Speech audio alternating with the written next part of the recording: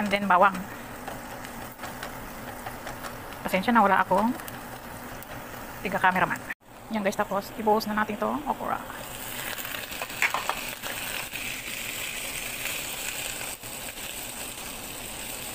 Halu-haluin. Tapos lagyan natin salt. Halo-halo. Lagyan natin ng black pepper. Halo ulit.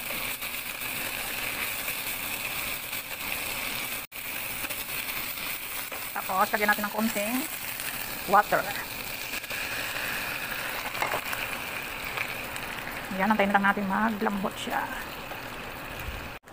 Tapos lagyan natin ng konting magic. Magic sarap pala yan, diba? Pampalasa. Halo-halo.